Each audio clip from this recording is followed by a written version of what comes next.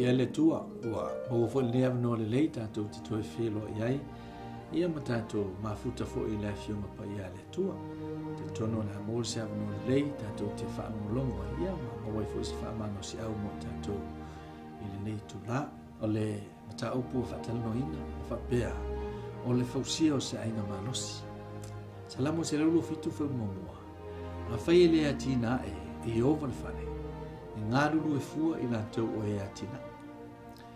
O le tua i lona fina ngāno, i a tu whaatasia le tane marafine e fausi ai se ainga manusi. Pei tai o whawhitau li ona punei, o si tia le numera o mātua no whatasi.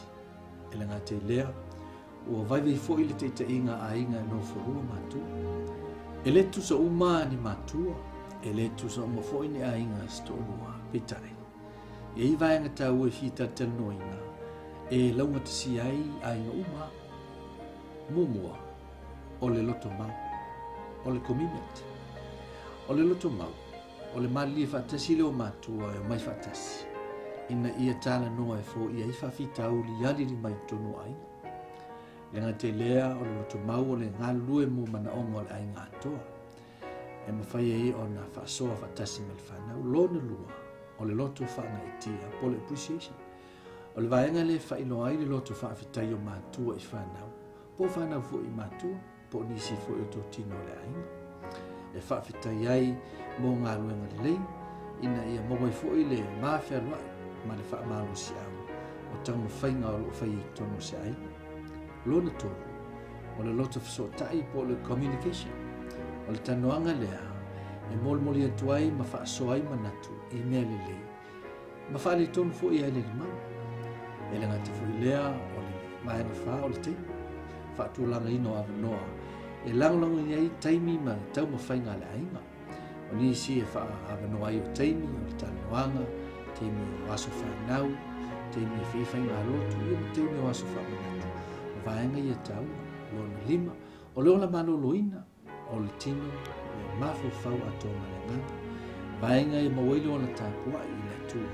O ngā ruenga o le whātua. E mori mawai fo i leo la fo i a Kiriso.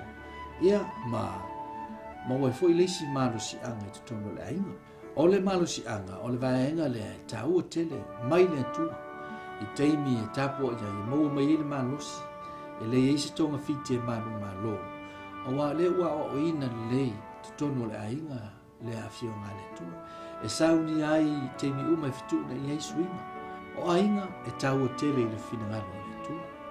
O lana fufuanga i e tuu whaatasi le tane ma le ava, ma whaamanuia i la ua. E leo se manatu o so whaafua se, a o le atoanga o fufuanga le tua i le avatanga. O le whaamanatu, mo le fausia o se ainga manusi, mumua, o le commitment, o le loto mau, po le tuu whaatasia leo loto e fausia ai le ainga. Lona lua. O le appreciation po le loto whaanga e tia e whaafitai ai ngā luenga le nei tōna le ainga, lona tōna. O le communication po le loto whasotai e tala no ai i me fi whaare lei, wha o le teini, o awa no le lei e whaalu mo le teini tōna le ainga, lima. O le hola maloloina, o le tino, o le mawhau a tōma le nganga. Le ngate lea, o le maenga mori, o le malo si anga lea, wa o ina ai e toe fitu nai ma tule mita i le nai. O tena noa la paulo i lea lava vaenga whapea. A o tātou manu malo a iai nei mea umalama ona o ia wa alofa mai ati tātou Roma e manu whi upe tōsu e fitu. Ia o le nā le whaasoa mo i tātou ai te tonu. O le amawhai o na whasoa soani nei vaenga i te tonu o tātou a inga i le te inga. Ea mai se fo i le vāwhia loa i o matu o whanau. Ia soifua mai o manuia lau whaafonga ono Kiriso.